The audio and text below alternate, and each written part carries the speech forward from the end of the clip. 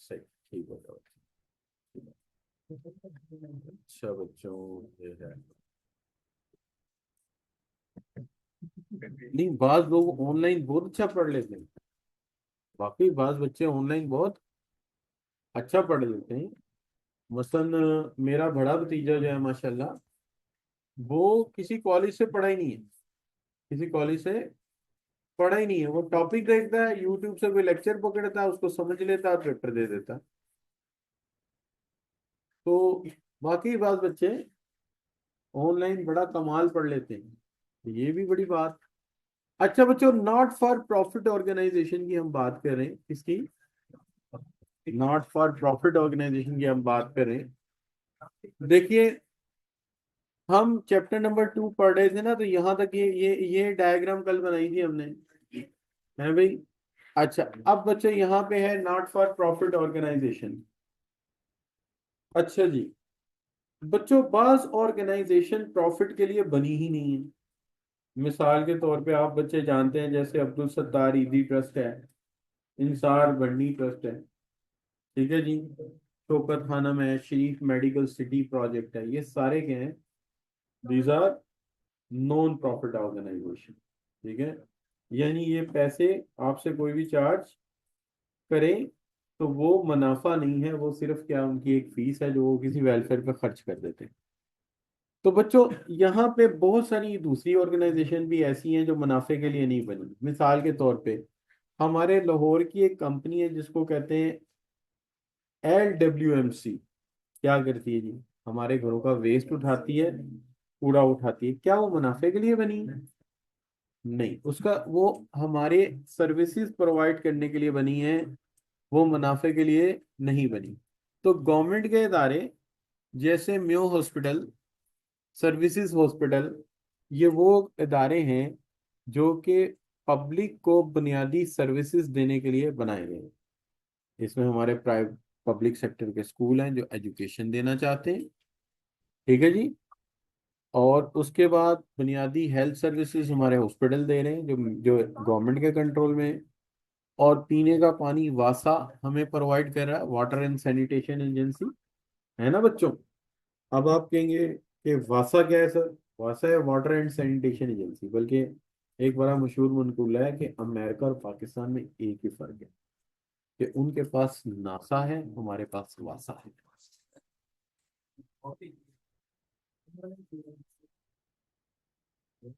उनके पास क्या है? नासा। और हमारे पास क्या है? वासा। वासा है। अच्छा बच्चों, तो लिहाजा ये फर्क है, तो डब्ल्यू का और क्या फर्क है बच्चों? अच्छा, तो गवर्नमेंट जो है, वैसे भी यार अमेरिका का पट्टा जो ट्रम्प ने बैठाना है ना, वो असल में ये जितने भी रेवोल्यूशनिस्ट लीडर होते हैं ना, रेवोल्यूशनिस्ट लीडर, ये मुल्कों को तबाह कर बैठते हैं। जैसे बाज लोग मानेंगे नहीं मेरी बात, लेकिन होता क्या है, किसी ने पूछा पुतिन से कि गर्बाचोफ ने रशिया कैसे तबाह कर दिया, रशिया कैसे तबाह कर। याद रखें, जब भी कोई नया निजाम आप बनाएंगे ना, पहला निजाम अगर फौरी तौर पे खत्म हो गया और आपने नया निजाम बना दिया और नया निजाम चलने में थोड़ा सा वक्त लगा, तो मुल्क तबाह हो जाएगा। मुल्क तबाह हो जाएगा। ये ऐसे ही है जैसे हम स्पेस में एक शटल छोड़ते हैं, वो स्पेस शटल हमने एक रिमोट से कंट्रोल करना है, और रिमोट ऑन होने में थोड़ा सा भी देर हो गया तो वो सैटेलाइट कभी भी दोबारा मिलेगा नहीं, क्योंकि उस सर्कल से बाहर चला जाएगा, फिर पता नहीं कौन सी कायनात में वो चला जाएगा, आपको पता भी नहीं चलेगा। This is just like that. एक सिस्टम के ऑफ होने से पहले नया सिस्टम ऑन होना जरूरी है। ये आपकी प्रैक्टिस होनी चाहिए कि जब आप ट्रांसफॉर्मेशन में लेके जाएं तो एक सिस्टम जल्दी से ऑन हो जाए, और पिछला सिस्टम अगर वो ऑन नहीं हुआ, पिछला चलता रहने दें, उसे छेड़े नहीं, वरना क्या होगा? धड़न तख्ता हो जाए। अब उन्होंने किया क्या? उन्होंने किया ये कि एक सोशलिस्टिक इकोनॉमी को फॉरेन मार्केट इकोनॉमी बनाना चाहा। तो मार्केट इकोनॉमी तो स्टैब्लिश बड़ी देर से होती है, डिमांड सप्लाई के एडजस्टमेंट होते होते बड़ा वक्त लगता है। लेकिन उन्होंने सोशलिज्म का निज़ाम फौरन बंद कर दिया। सोशलिज्म का निज़ाम ये था कि सब सरकारी मुलाजिम, टीचर, क्लर्क्स, पूरी अवाम, तो उनको पैसा कहाँ से आ रहा था? गवर्नमेंट से। वो पैसा आना बंद कर दिया और कहा अब मार्केट इकोनॉमी चलेगी। अब इमीडिएटली वो कहाँ से खाएंगे? इस चीज ने रशिया को क्या कर दिया? बर्बाद कर दिया। तो हमेशा क्या होना चाहिए, नया सिस्टम जब तक फुल स्विंग में ना आए, पुराने सिस्टम को ऑफ ना करो। अब चाइना मार्केट इकोनॉमी पे गया है, लिनोवो आज उनकी प्राइवेट फर्म है, चेंगडू कंपनी, जहाज बनाने की प्राइवेट कंपनी है। उन्होंने क्या किया, उन्होंने जब तक अपना मार्केट इकोनॉमी स्टैब्लिश नहीं हुई, सोशलिज्म को साथ साथ सेक्टोरली चलाते गए। यानी एजुकेशन के लोगों को तनख्वाह जाती रही गवर्नमेंट से, साथ मार्केट इकोनॉमी चलती गई। जब प्राइवेट यूनिवर्सिटी इस काबिल हो गई कि वो टेचरों को उन्होंने उठा लिया कि आओ भाई हम तुम्हें ज्यादा तनख्वाह देते हैं, वो छोड़ेगा नहीं, ठीक है, खुद बहुत सिस्टम एडजस्ट हो। लेकिन ये बहुत ज्यादा टेक्निकल बात। क्या हाल है बच्चे? तो ये इतनी आसानी से नहीं आती। हमारे मुल्क में क्या होता है, एकदम स्लोगन लग जाता है हम नया पाकिस्तान। तो नया पाकिस्तान बना रहे हो तो ये कलम पकड़ो, बताओ नए पाकिस्तान का सिस्टम क्या होगा। कोई डायग्राम बना दो, कोई ग्राफ बना दो, तुम बना दो। तुम नहीं बना सकते, तुम्हारे लीडर बना दे। एक बंदा बना दे, कहाँ है? उसका विजन कहाँ है? उसका मिशन कहाँ है? उसकी डायग्राम कहाँ है? उसका सिस्टम कहाँ है? सिस्टम है ही कोई नहीं। और आपने पिछले सिस्टम को बंद कर दिया। फिर क्या हुआ?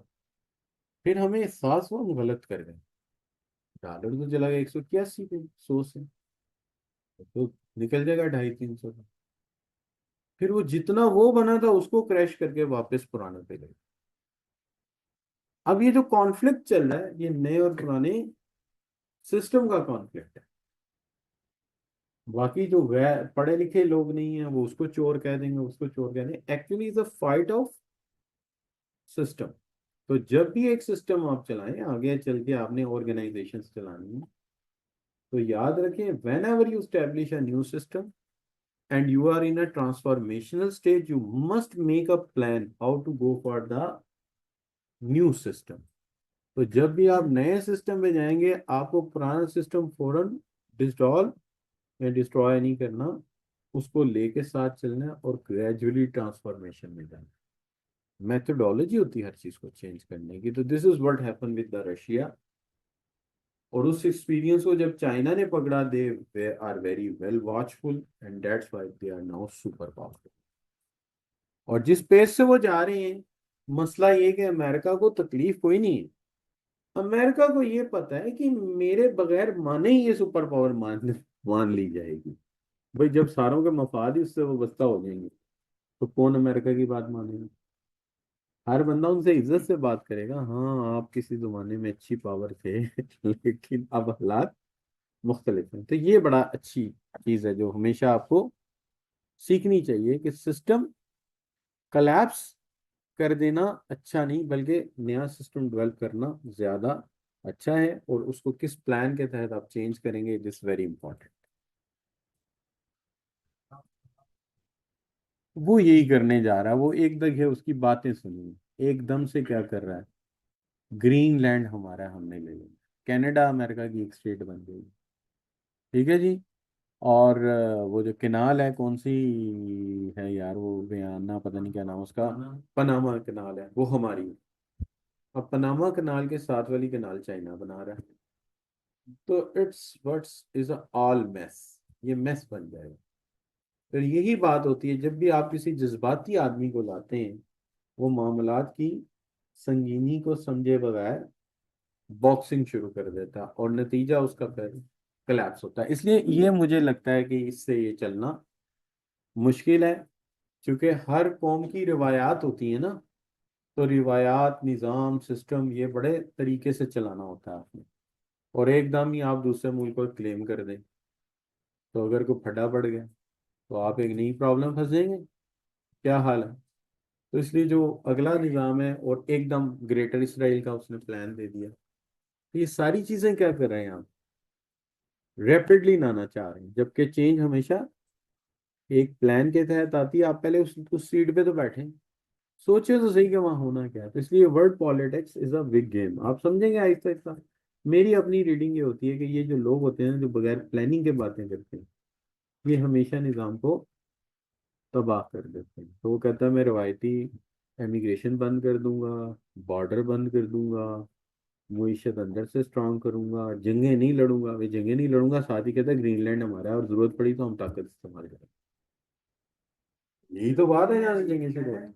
अच्छा बच्चों, चलिए एनीवे, अब यहाँ पे क्या बात कर रहे हैं, कह रहे हैं जी कि एक गवर्नमेंट ऑर्गेनाइजेशन है जो पैसा नहीं कमाती। अच्छा, अब बच्चों दूसरी कौन सी आ गई, non government organization. Non government organization में आपने बड़ी अच्छी मिसाल दी थी, कौन सी वाली बच्चों? अभी आपने मिसाल दी थी मुझे, that is NGOs, Shaukat Khanum, और कौन सी थी? शाबाश, इंसार बर्नी ट्रस्ट, एडी ट्रस्ट।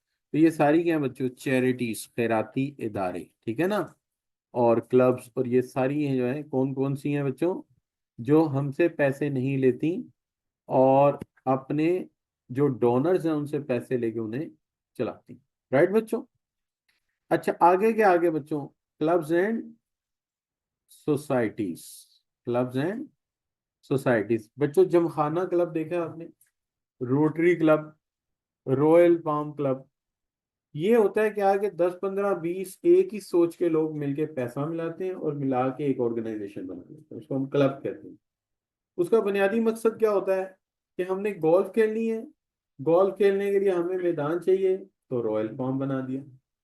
अब वहां पे क्या होगा बच्चों, हम मिलके गोल्फ खेलेंगे, गपशप लगाएंगे, क्योंकि हमारा इंटरेस्ट एक जैसा है, इसलिए गपशप करने से क्या होगा, टाइम अच्छा मार्क हो जाए। राइट जी। तो क्या क्या चीजें मैं बता रहा हूँ आपको, एक, गवर्नमेंट के वो इदारे जो हमसे पैसा नहीं लेते, खुद चलते हैं। दूसरे, नॉन गवर्नमेंट जो चैरिटीज हैं, क्या नाम बताया, शौकत खाना, इंसार बरनी, जो जो कुछ है वो हैं बच्चों। और क्लब्स के हैं, जिसके अंदर एक इंटरेस्ट के लोग अपना एक क्लब बना लेते हैं, वहां बैठ के गपशप करते हैं। हम भी बना सकते हैं, हम भी बना सकते हैं, स्टूडेंट्स एंड टीचर्स क्लब। और उसके लिए हम यहाँ पे एक अच्छा सा कमरा छत पे बनाएं, वहाँ एसी वेसी लगाएं और वहाँ बैठ के हम अच्छी अच्छी बातें करें। तो ये क्या हाल, दिस कैन आल्सो मेड, लेकिन ये मुनाफे के लिए है? नहीं, नहीं, ये भी नॉन प्रॉफिट होगा। उसमें हम अपने मफादात की बात करेंगे क्या, कि आपको कोई टॉपिक नहीं समझ आ रहा तो जरा, अकाउंटिंग का मसला है तो राना काशिफ साहब किसी वक्त फारिग हैं सर, जरा चाय इकट्ठे पीते हैं, फिर बात होगी सर वो कंसोलिडेशन का वो मसला तो बिल्कुल नहीं सही समझ आया, और वहां बैठ के गपशप होगी कि बेटा आपको यूं नहीं सोचना, यूं सोचना। ठीक है जी। अच्छा, इकोनॉमिक्स का समझ नहीं आता आपने सर, वो change in demand versus change in quantity demanded में ये मसला था। तो वहां बैठे गपशप हुई कुछ थोड़ी सी। टीचर वैसे ही पास बैठ जाए ना, तो बच्चों को लगता है आधा मसला मेरा हल हो गया, यानी वो तसल्ली हो जाएंगे, ये साथ है, कहते हैं ना, कम कम होवे ना होवे बंदा नाल होवे ना, तो बंदे ਨੂੰ तसल्ली रहती यार, जो मसला पेगा है देखो पूछ लांगे। क्या ख्याल है कि नहीं बच्चों? अच्छा, non profit organization, sports and social clubs. अच्छा, ये क्लब्स इधर भी डाला है इन्होंने और यहाँ भी ले आए हैं। ठीक है। तो आपने देखे हमारे क्रिकेट के क्लब होते हैं इलाकों में, बड़े बड़े क्लब्स होते हैं, क्या वो मुनाफे के लिए होते हैं? नहीं, for the sake of player playing a game. ठीक है, और हम उस पर काफी पैसे भी लगाते हैं कि नहीं लगाते? यार विकेट्स खरीदते हैं, बॉल्स खरीदनी पड़ती हैं, किट्स खरीदनी पड़ती हैं, खर्चा तो आता है अच्छा खासा। क्लब वालों को नहीं बेटा, वो बास क्लब्स ऐसे होते हैं इनको स्पॉन्सर मिल जाते हैं। जैसे दुनिया में फुटबॉल में चेल्सी एक क्लब ही है ना, चेल्सी एक क्लब ही है ना, जिसके साथ बड़े बड़े। अच्छा, फिर क्या होता है, जो स्पॉन्सर होते हैं वो आ जाते हैं, वो आके आपको पैसे देने शुरू करते हैं। तो अब तो हालात ये है, उनके फुटबॉल ग्राउंड अपना है। तो लाहौर के हमारे जो क्रिकेट क्लब हैं उनके पास तो ग्राउंड श्राउंड कोई नहीं होते। क्या ख्याल है बच्चों, है कि नहीं? हम तो अपनी मदद आपके तहत ही चल रहे होते, पहले पैसे इकट्ठे करते हैं, फिर हम खेलने जाते हैं, फिर वहां मार खाते हैं। अच्छा जी। तो ये काफी मुश्किल है, जब तक खेल में पैसे आते हैं तब तक जिंदगी गुजर चुकी होती है। अच्छा बच्चों, क्लब्स एंड सोसाइटीज। तो ये क्लब्स एंड सोसाइटीज बन जाती हैं जहाँ एक ख्यालात के लोग आपस में बैठ के बात करते हैं। और क्रिकेट क्लब भी एक सेम इंटरेस्ट तो है ना, और हॉकी क्लब भी एक सेम इंटरेस्ट तो है। क्या ख्याल है बच्चों? आपको मेरा ख्याल है जो आप पैसों की बात कर रहे हो पता है क्या होता है, होता ये है कि हमें बहरहाल नेशनल टीम के लिए कोई 25-30 प्लेयर तो चाहिए होते हैं, 11 अच्छे प्लेयर लेने के लिए। तो हम उन्हें सेंट्रल कॉन्ट्रैक्ट अवार्ड कर देते हैं। इससे वैसे मैं आप बच्चों के क्रिकेट खेलने के खिलाफ हूँ। उसकी वजह ये है कि या तो आप खाली क्रिकेट खेलें, फिर सीए ना करें, फिर आप उसके मुताबिक खुराक भी खाएं, उसके मुताबिक आप अपनी अपने बॉडी का वो जो जिम जाएं, अपनी बॉडी भी वैसी बनाएं। लेकिन मैं खिलाफ इसलिए हूँ कि बाज बच्चे अच्छी खासी फास्ट बॉल कर रहे होते हैं, ना जिम किया होता उन्होंने, ना सुबह उठ के दौड़ लगाते हैं तरीके से। इसका नुकसान ये होता है कि when you jump down your back in this way, तो सिर्फ थोड़ी सी एज आगे जाती है ना, 30 से 29 28 साल की एज में डिस्क स्लिप हो जाती है। वो फिर थ्रू आउट लाइफ आपको तंगी रहती है। तो हर खेल का एक तरीका है। तो आप अगर सीए कर रहे हैं तो इसका तरीका क्या है? वॉक करें, दौड़ लगाएं, अपने आप को फिट रखें, लेकिन किसी गेम में सीरियस ना हो, ना रेसलिंग, ना बॉक्सिंग, ना कराटे, ना जूडो, कुछ नहीं। हाँ, क्रिकेट में बस दौड़ शोड़ लगाएं, फिट रखें, और ये काम बस काफी। अगर आपको कोई ज्यादा वो है शौक बॉडी बिल्डिंग वगैरह का, तो वो आधा पौना घंटा लगा ले पर डे, लेकिन उसका इसको कोई फायदा नहीं। ठीक है जी, यहाँ सिर्फ ये है कि आपको ब्रेन और बॉडी इफेक्टिव होना चाहिए। राइट बच्चों? ये मैं इसलिए कह रहा हूँ, टाइम वेस्ट होगा, आउटकम कोई भी नहीं आएगी। तो यहाँ तो फिर वो जैसे आमिर ने किया, आसिफ ने किया, वसीम अकरम ने किया, वो बिल्कुल नहीं पढ़ते थे क्लासों में। गवर्नमेंट कॉलेज में वसीम अकरम पहले दाखिल हुआ था, नहीं बिल्कुल नहीं। हमारे जो सीनियर्स हैं हमें बताया करते थे, क्लास में आता ही नहीं था, सिर्फ क्या करता था, क्रिकेट खेलता था। तो फिर यहाँ तो फिर वो काम कर, सही है जी। अच्छा, यानी फोकस हो जाए। अच्छा बच्चों, आगे क्या आगे? अच्छा, कोऑपरेटिव्स क्या होते हैं? मैंने इसकी मिसाल दी थी, कोऑपरेटिव हाउसिंग सोसाइटी। कोऑपरेटिव की एक किस्म कौन सी है बच्चों? Cooperative housing society. क्या होता है जी कि एक चंद एक ग्रुप ऑफ पीपल मिलते हैं, कोऑपरेटिव रजिस्टर्ड करा लेते हैं। वो जो कोऑपरेटिव रजिस्टर्ड करा लेते हैं तो उसकी फाइलें सबको भेज देते हैं। वो फाइलों के बहाने मेंबरों से पैसा इकट्ठा करते हैं। जैसे यूं समझो कि आप सब बच्चों को मैं कहता हूँ यार कल 20-20 लाख रुपए ले आओ। आप सब बच्चे घरों से क्या ले आते हैं? 20-20 लाख रुपया, और 20 में अपना भी डाल देता हूँ। ठीक है? तो हाँ जी, तो हम 20-20 लाख रुपया सब ने ऐड कर लिया। ठीक है? आप सब ने ऐड कर लिया, तो अब हम इसका कोई नाम ले देते हैं। जैसे क्या नाम है आपका? है समीउल्लाह। तो हम लिख देते हैं Samiullah cooperative housing society. Samiullah cooperative housing society. ठीक है? नाम रखना था ना, कोई भी रख देते हैं। ठीक है, तुम्हें दिक्कत है, तुम्हारा नाम रख देते हैं। क्या नाम है तुम्हारा? अच्छा, क्या बच्चे? Qasim. Qasim cooperative housing society. ठीक है जी, खुश? अच्छा, अब इसमें क्या होगा कि हम सबसे पहले इस पैसे को इकट्ठा करके जमीन खरीदेंगे सबके लिए इकट्ठी। वो जमीन उस पैसे से लेंगे, उसी पैसे से उसकी चार दीवारी कराएंगे, उसके अंदर सड़कों का निज़ाम बनाएंगे, किसी सिविल इंजीनियर से पूरा डिज़ाइन करवा के एलडी से अप्रूव कराएंगे। फिर उसके अंदर सेवरेज, बिजली, गैस, नल का, और फिर कनेक्टिविटी बाहर से मिल जाएगी। जैसे गैस का पाइप डाला है, तो ये गैस वालों से कहा वो आके वहाँ कनेक्ट कर जाएंगे, रेगुलेटर जो फीस होगी दे देंगे। इसी तरह अंदर बिजली का निज़ाम बनाया, लेस्को वालों से कहा वो आए, उन्होंने कनेक्ट कर दिया। सर्टिफिकेट हम देते जाएंगे ना, सर्टिफाइड कंपनी से बना के। अब सबको क्या मिल गया वहाँ? प्लॉट मिल गया, बाउंड्री वाल है, गार्ड रखे हुए हैं, ये कोऑपरेटिव। आगे जब लाइटें वगैरह जलानी है, सिक्योरिटी गार्ड रखने हैं, तो हम आपस में महीने के पैसे फिक्स कर लेंगे। इसको कहते हैं कोऑपरेटिव। अब उस इलाके में कोई भी दाखिल नहीं होगा हमारी इजाजत के बगैर। ठीक है जी? So this is called cooperative. इसके अंदर क्या होता है कि मेंबरान जो होते हैं, पर्सन होते हैं, यूजुअली क्या होता है बच्चों, ये सब इकट्ठे होकर कॉमन इकोनॉमिक ऑब्जेक्टिव के लिए काम करते हैं। अब हमारा कॉमन ऑब्जेक्टिव क्या है? कि हम लाहौर में आए, हमारे पास घर ही कोई नहीं, तो हमारा कॉमन ऑब्जेक्टिव क्या है? कि हम एक जगह बना लें जहां हम अपने अपने घर बना सकें। इस अ कॉमन ऑब्जेक्टिव। राइट बच्चों? और ये डेमोक्रेटिकली कंट्रोल होगा। क्यों? कि हर 3 साल बाद इसका भी इलेक्शन होगा, और इस इलेक्शन में जिस बंदे को वोट मिलेंगे वो इसका चेयरमैन बन जाएगा, और इसके प्रॉब्लम इश्यूज को देखता रहेगा। ठीक है जी? नो प्रॉब्लम, बात समझ आती है? इसमें भी एजीएम होती है, कोऑपरेटिव की भी एजीएम होती है। अच्छा अब बताओ, क्या कोऑपरेटिव या कोऑपरेटिव हाउसिंग सोसाइटी बन सकती है?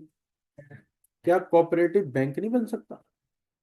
कि हम सब अपने पैसे मिला के एक बैंक बना लें, और वो बैंक हम में से जिसको जरूरत पड़ेगी उसे लोन दे देगा। सही बच्चों? और हमारा अपना ही बैंक, हमारा क्रेडिट कार्ड भी अपना ही होगा। जैसे Qasim cooperative bank, Qasim cooperative bank का क्रेडिट कार्ड हर एक के पास होगा, डेबिट कार्ड होगा। राइट बच्चों? बात समझ आती है? हम सब इसके क्या होंगे? और ये सर्विसेज किसको देगा? Services to society and its members. वो अपने मेंबर्स को पहले सर्विसेज देगा, मेंबर्स कहेंगे सोसाइटी को, सोसाइटी को भी दे देंगे। राइट बच्चों? बात समझ आती है? चलें यार, इसको डन करते हैं। अब आ जाए laws and government business organizations. देखिए, ये जो हमारी मिक्स इकोनॉमीज होती है ना, यहाँ लॉज बहुत ज्यादा होते हैं। मिसाल के तौर पे सबसे पहले लॉज बनाए गए किस काम के लिए बच्चों? सबसे पहले हर कंपनी को जिस चीज ने इफेक्ट करना है वो क्या है? टैक्स लॉज होंगे, और पूरा टैक्स सिस्टम को समझना पड़ेगा। एक कंपनी है शेल, एक कंपनी है नेस्ले, कई मुल्कों में, जिस मुल्क में जाते हैं उसके टैक्स सिस्टम को क्या करते हैं? फॉलो करते हैं। ठीक है जी। डिसीजन ऑफ ऑपरेशन जो है इफेक्ट होते हैं बच्चों किस किस चीज के साथ? Employment law. और क्या बच्चों? जो भी न्यू लेजिस्लेशन होगी, फर्ज करें कल एक लॉ आ जाता है, 4 दिन वर्किंग होंगे, 3 छुट्टियां होंगी, तो इनको क्या करना पड़ेगा? हाँ, ये लॉ वाकई बन रहा है दुनिया में। वर्किंग आवर्स 12 कर दिए जाएंगे, और वर्किंग डेज 4 कर दिए जाएंगे, 3 डेज ऑफ। हम जब छोटे छोटे थे ना, तो 1 डेज ऑफ होता था, संडे, 6 डेज वर्किंग होते थे। फिर हम बड़े हुए तो क्या हो गए? 2 ऑफ डेज हो गए ना, वीकेंड 2 दिन का हो गया। अब आगे कह रहे हैं कि 3 दिन का वर्किंग डे कर दिया जाएगा। अच्छा बच्चों, इन मैनी इंडस्ट्रीज, तो जो लाभ बनेगा उसमें हमें क्या करना पड़ेगा? अमल करना पड़ेगा। अगर हुकूमत कहती है नहीं जी 36,000 मिनिमम वेज नहीं है, 40,000 है, तो फिर क्या करेंगे? 40,000 देना पड़ेगा। उसके मुताबिक हमें जलना पड़ेगा। तो बहुत सारी इंडस्ट्रीज ऐसी भी हैं जो स्टील बर्न करती हैं। स्टील बर्न क्या होता है? स्टील मिल है, स्टील बर्न करना, पिघलाना। प्लास्टिक बर्न करती हैं, तो इनके ऊपर बहुत सारे क्या लग जाते हैं? इन्वायरमेंटल लॉस लग जाते हैं। बहुत सारी कंपनियां ऐसी हैं जो पानी बहुत ज्यादा इस्तेमाल करती हैं, उन पे भी इन्वायरमेंटल लॉ लगते हैं कि आप पानी बहुत ज्यादा वेस्ट नहीं कर सकते, उसी पानी को दोबारा रीयूज करें। राइट बच्चों? अब इसमें दो तरह के लॉज हैं बच्चों। एक है कंपनी लॉ। कंपनी लॉ जो है बच्चों, ये आगे चल के तफसील से आएगा, लेकिन हमारा कंपनी लॉ जो है वो बना है, एक्ट कहलाता है 2017, और ये जो है security and exchange commission of Pakistan ने इसको बनाया। राइट बच्चों? और ये जो कंपनी एक्ट है ये क्रिएट किसने किया था? चलो छोड़ो, जिसने भी किया हो, 2017 में हुआ था। ठीक है। इससे पहले जो था ना, 1932 का एक लॉ था, वही चल रहा था।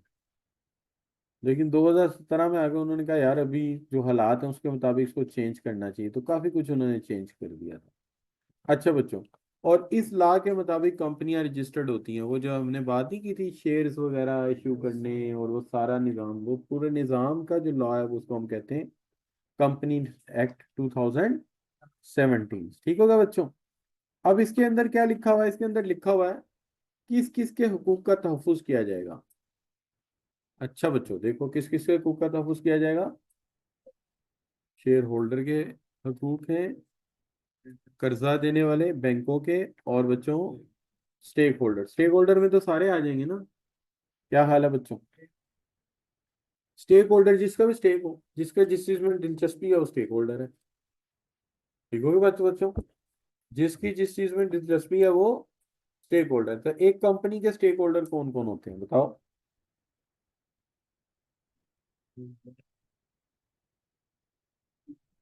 जिन्होंने इन्वेस्ट किया वो सारे उसके क्या हैं?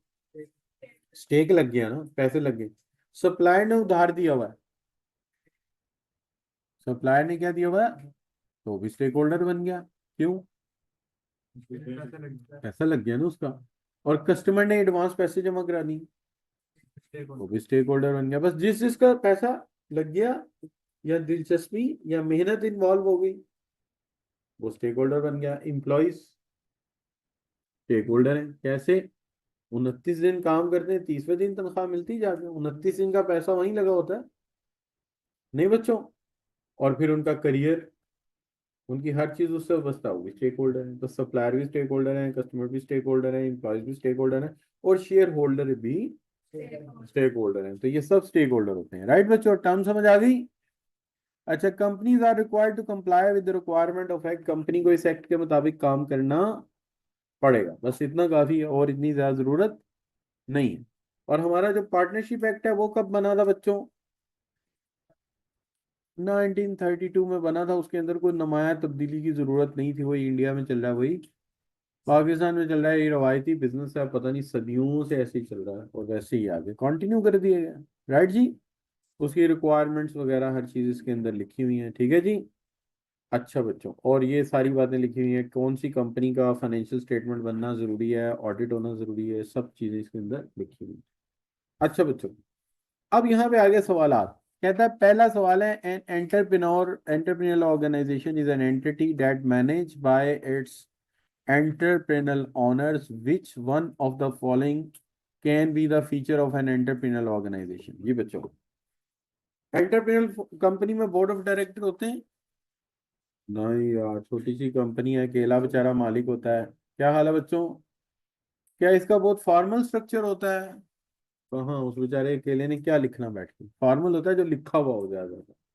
अच्छा, operation and process are likely to be complex and there is too much to handle for a single owner. ये बात कुछ सही लग रही है। क्या हाल है बच्चों? जरा ऑप्शन देख के बताओ। डेल्टा? चेक करना, चेक करना। बी है? डी है? डेल्टा। उसकी वजह पता है क्या है? कोई भी अकेला इंसान कॉम्प्लेक्स बिजनेस को हाथ नहीं डालेगा। क्यों? कॉम्प्लेक्स है तो करें क्यों? लिहाजा वो कह रहे हैं ये सारी बातें किसी और बिजनेस के मुतालिक हैं, सोल प्रोप्राइटरशिप या एंटरप्रेन्योर के मुतालिक नहीं। राइट बच्चों? अच्छा, dash can be seen as the process of dividing activities in an efficient and effective manner to enable a system to cooperative activities of two or more persons. Fill in the blank. क्या होगा बच्चों?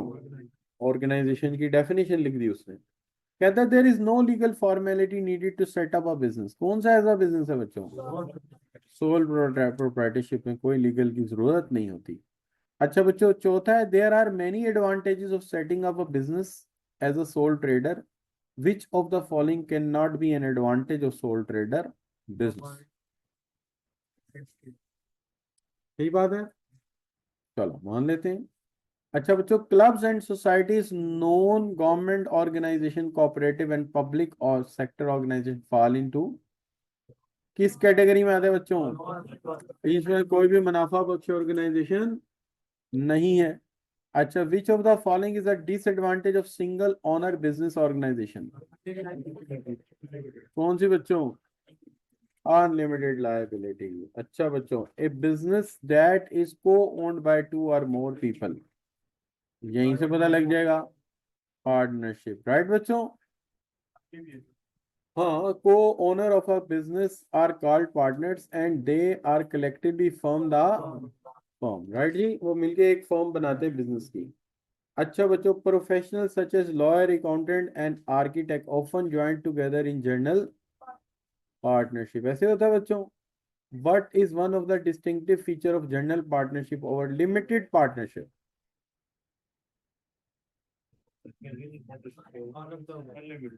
क्या हाल है बच्चों?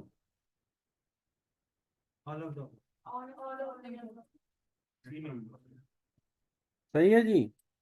क्या हाल है? All partners are owner of the firm, asset of the firm are divided as per the agreement between partner. हाँ ऐसे ही है, तकसीम हो जाएगा। डी ले लेते हैं। क्या हाल है बच्चों? अच्छा, नाइन, क्या stakeholders elect stockholders elect? Election होता है, क्या इलेक्ट करते हैं? अच्छा बच्चों, 8वें का आंसर चेक कर लो यार। सी आ रहा है। All partners in a general partnership have unlimited liability, assets of firms are divided as per agreement between partners, all partner. ये क्लोजिंग की सूरत में, इसलिए वो कह रहा है ये क्लोजिंग की सूरत में, इसलिए ये ठीक है। हाँ, लेकिन ये बात जो है ना, ये सारी बातों पे हावी है, क्योंकि ये अच्छा आंसर है। कहते हैं बेस्ट सूटेबल ऑप्शन देना चाहिए। असल में होगा पता है क्या, जब हमारा पेपर होगा ना, उसमें लिखा होगा कि वन ऑप्शन लेना है या टू लेने हैं, तो फिर हमें ज्यादा अच्छा समझ आएगा। यहाँ हमें ये नहीं पता होता कि वन ऑप्शन सही है या टू ऑप्शन है। अगर टू होती तो मैं ये और ये दोनों ले लेता। ठीक है। अच्छा, लेकिन चूंकि यहाँ वन है तो बेस्ट ऑप्शन कौन सी है, ये वाली। राइट जी। अच्छा, ट्रू एंड फॉल्स पे आ जाऊं। Limited partner do not participate in the management of business but share in the profit. ये का मतलब in accordance with the terms of a partnership agreement. क्या हाल है बच्चों? ट्रू। आगे क्या है, the main feature of limited company is that separate legal entity from of its owner. Owner अलग हो जाते हैं, कंपनी अलग हो जाती है। सही कह रहा है। क्योंकि अलग होने से ही तो हमें लिमिटेड लायबिलिटी मिलती है। अगर इकट्ठे हो तो फिर तो लायबिलिटी हमें पूरी बर्दाश्त करनी पड़ेगी। सही। Companies must pay income tax on their profit in addition to any profit dividend paid to the stockholder are taxed as personal income. Which of the following term explain their regulation.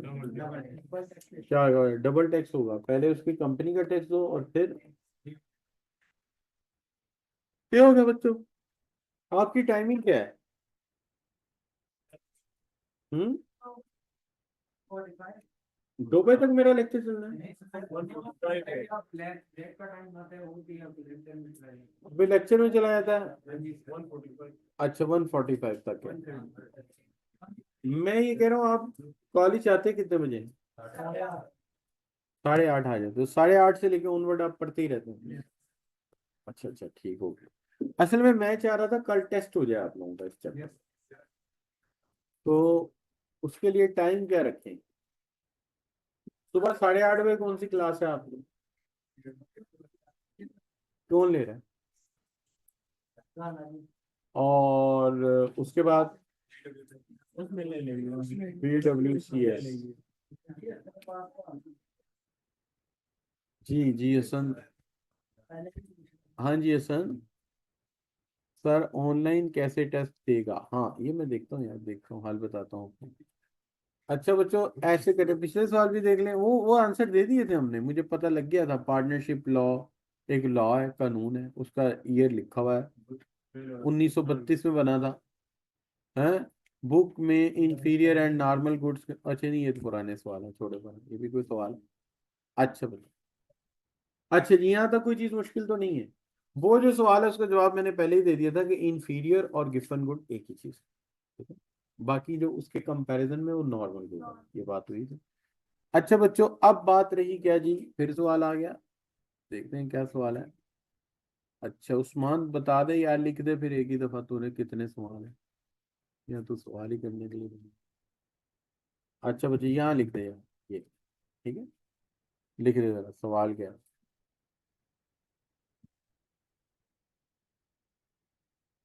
क्यों लिख देता हूँ, क्यों क्यों क्यों। यहाँ question सही है। Sir page 24 number, page 24 number, page number 24 number. नहीं बेटा, 24 तो इसमें है ही कोई नहीं। 24 पे क्या है बताओ मुझे? 24 पे क्या है? Disadvantage taxation. हाँ, ये बात जो बात कर रहे हो, ये तो हमने अभी बात की ना, कि कोऑपरेटिव को 2 टैक्स देने पड़ते हैं। एक टैक्स देना पड़ता है उसकी कंपनी के ओवरऑल प्रॉफिट के ऊपर, और जब डिविडेंड तकसीम करते हैं तो दोबारा फिर शेयर होल्डर के नाम प्रॉफिट जा रहा होता है, तो दोबारा फिर क्या करना पड़ता है?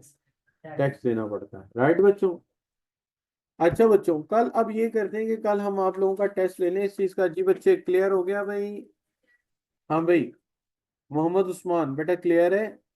डिसएडवांटेज ये है कि पहले कंपनी अपना मुनाफा देती है और फिर उसके बाद क्या होता है? जी सर, पेज 24 पे सोल प्रोप्राइटरशिप है। अच्छा तो बताओ, उसका सवाल पूछ लो ना मेरे से।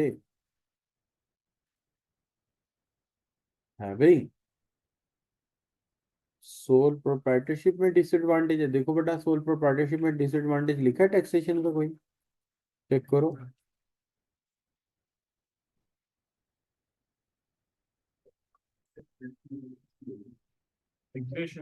है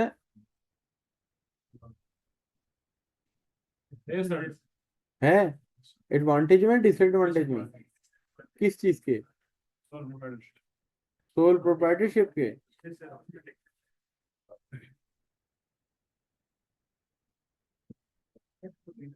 दिखाएं जरा। पैराग्राफ समझ नहीं आ रहा, पढ़ लेते हैं।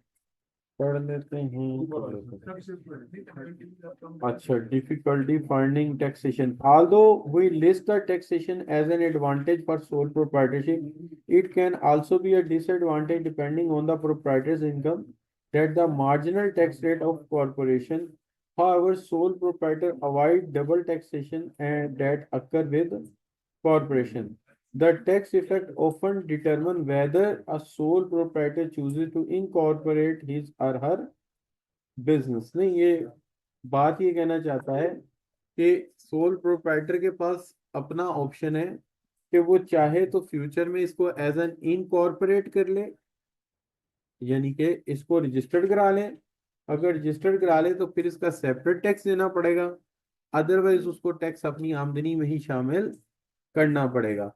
तो चूंकि उसने कॉर्पोरेट में शामिल ही नहीं किया, ये तो कर सकता है ना, किया तो नहीं है, लिहाजा इस ड्रॉबैक को हम कंसीडर ही नहीं करते, इसलिए हमने इसको अवॉइड भी कर दिया था। ये कोई जवाब नहीं कि इनकॉर्पोरेट कर ले तो फिर अलहदा टैक्स दे दे, अदरवाइज क्या करेगा, वो आमदनी उसकी आमदनी में शामिल हो जाएगी। तो ये ऐसे होगा कि फर्ज करो एक बंदे ने पैसा कमाया है, सपोज एक बंदे ने पैसा कमाया है साल में 18 लाख रुपया, कितना कमाया है? 1.8, ठीक है जी। अब उसने एक कारोबार भी साथ किया है, तो जब कारोबार साथ किया है तो फर्ज करें उससे उसने कमाया 2 मिलियन, तो उसकी आमदनी क्या बन जाएगी? 38 लाख रुपए। अब जब उसका 38 लाख आएगा तो स्लैब बड़ा हो जाएगा, तो उसको डबल टैक्स देना पड़ेगा। अगर वो इसको इनकॉर्पोरेट कर ले तो कंपनी का टैक्स अलहदा देगा, अपना अलहदा देगा, तो दोनों जब थोड़ा टैक्स लिखेंगे तो स्लैब छोटी में आएंगे, उनको टैक्स कम पड़ेगा।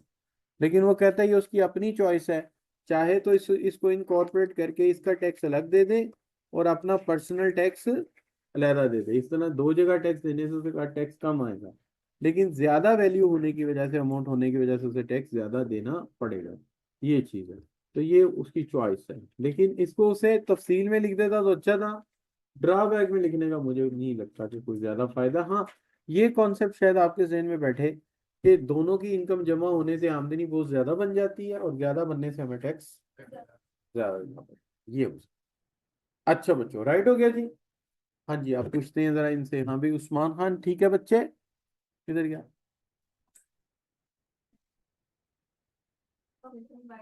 जी, फिर वो कंपनी की तरह उसे डील करेगा, यही बात हम कह रहे हैं, बिल्कुल सही। ठीक हो गया जी। हाँ जी उस्मान खान, क्लियर है, ठीक हो गई बात। अच्छा बच्चों, अब बात आ गई ये कि हम ये कह रहे हैं कि इसका टेस्ट किस तरह से हेल्ड करेंगे।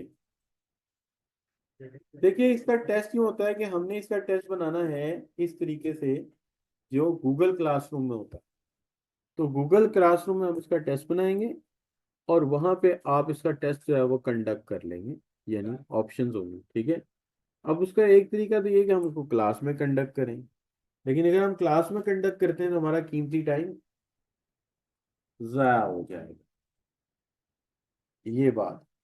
तो इसका हल जो है बेटे, आपकी अपनी चॉइस है ना, आप खुद ही तो कह रहे हैं हम पेपर जल्दी देना चाहते हैं, मैंने तो कुछ नहीं कहा। फिर तुम मरासियों की तरह झुकते मेरे पे आते रहते हो।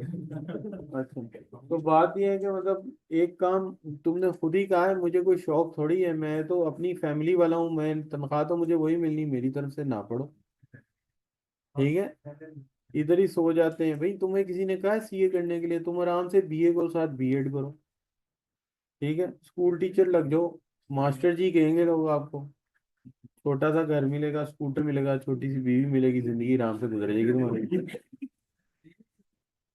ऐसे मिलेगी, देखना, छोटी सी से मुराद है, बस अपने लेवल की फिर मिल जाएगी। तो अगर तुम्हें किसने कहा तुम सीए करोगे? सीए करने आए तो पढ़ो बैठ के यार, इसके लिए पढ़ना पड़ेगा। अब आप कहते हैं कि नहीं जी मैं पढ़ूं भी ना, और मतलब कि मुझे पढ़ाए भी वो आधा घंटा और आधे घंटे में सब कुछ सिखा भी दे, तो नहीं भाई, टाइम तो लगेगा ना फिर। अगर चाहते हो पढ़ना, टाइम लगेगा। अच्छा बच्चों, फिर दो मुझे बताओ क्या करें। एक तो ये हो सकता है सब बच्चों का टेस्ट ऑनलाइन ले लें, या ये है कि अगर क्लास में लेना है फिर एक क्लास टेस्ट लेने पे लगेगी। 8:30 से पहले पहले नहीं, 7:30 तू अच्छा बच्चा है, तू आ जाएगा, ये नहीं आएंगे। 7:30 अच्छा ऐसा करते हैं जी, कल हम 1:30 बजे टेस्ट कंडक्ट कर लेंगे। आप 1:30 बजे से 2 बजे तक दे दोगे? तो 1:30 से 2 बजे कल टेस्ट कंडक्ट कर देंगे चैप्टर नंबर 1 का। थोड़े से होंगे, ज्यादा नहीं होंगे, ये कोई 40-50।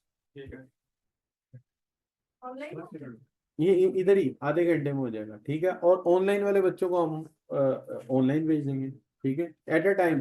भाई हम आपके मोबाइल पे ले लेंगे ना, फोटो कॉपी कराएंगे ही नहीं। जब मोबाइल पे होगा तो वही चला जाएगा ऑनलाइन वालों को, और वही आ जाएगा आप लोगों को। अच्छा बेटा, क्या सवाल है? आप व्यू कराना, क्या कहते हो? जी बच्चे, जी हादिया बेटे, आप कुछ नहीं, सॉरी हसान, हसान कुछ कहना चाह रहे हैं जी बच्चा। सर नमाज पढ़नी होती है। बेटे मैंने नमाज कब रोकी आप लोगों की? जब मर्जी पढ़ो तुम नमाज, अल्लाह माफ करे। मैं मुबशर हूँ, चंगेज खान थोड़ी। सर टेस्ट सिलेबस मेंशन कर दें। अच्छा भाई, लो जी सिलेबस मेंशन हो गया जी, chapter number 1, sorry chapter number 2। जो मैंने पढ़ाया वही दूंगा ना यार। सिलेबस इसमें क्या करूँगा, पेज बताऊँ? Sir I two B and POE का पैटर्न बता दें।